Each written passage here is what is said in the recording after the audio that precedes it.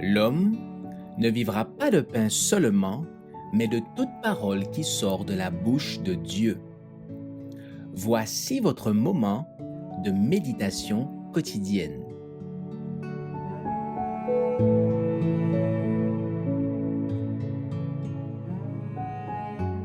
Dispensateur d'influence, le 26 février. Fortifiez donc vos mains languissantes et vos genoux affaiblis, et suivez avec vos pieds des voies droites, afin que ce qui est boiteux ne dévie pas, mais plutôt se raffermisse. Recherchez la paix avec tous et la sanctification, sans laquelle personne ne verra le Seigneur. Veillez à ce que nul ne se prive de la grâce de Dieu, et à ce qu'aucune racine d'amertume poussant des rejetants ne produise du trouble et que plusieurs n'en soient infectés. Hébreux 12, versets 12 à 15.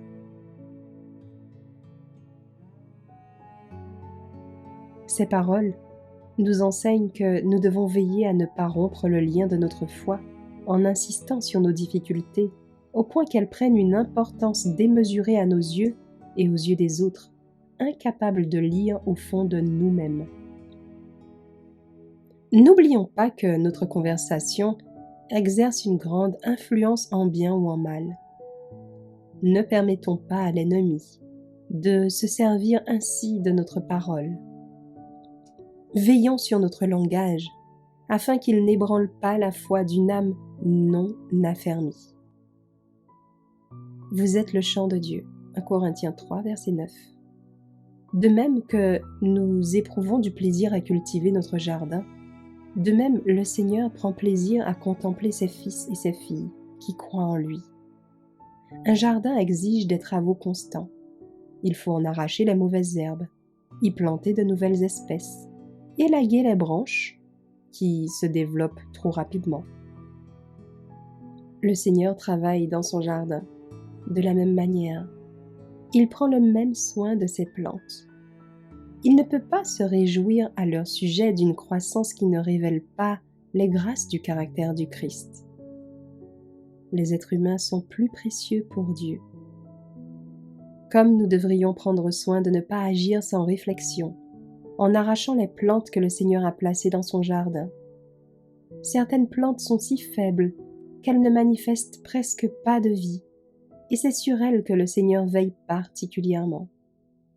Dans tous nos rapports avec nos semblables, n'oublions jamais que nous agissons avec les biens de l'Éternel. Soyons aimables, pleins de sympathie, pleins de déférence envers autrui. Respectons tous ceux que le Seigneur a rachetés pour qu'ils lui appartiennent. Ayons en nous des sentiments de bonté et de courtoisie. Employons toutes les facultés que Dieu nous a accordées pour devenir des exemples pour nos semblables.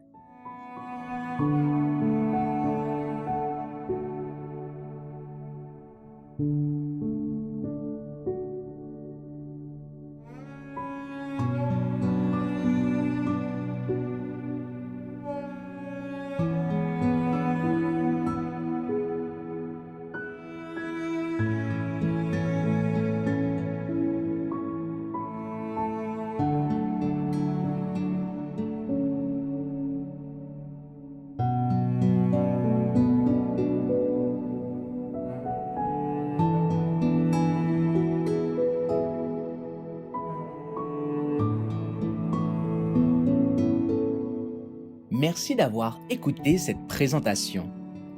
Assurez-vous de nous rejoindre demain pour votre moment de méditation quotidienne avec lereste.org.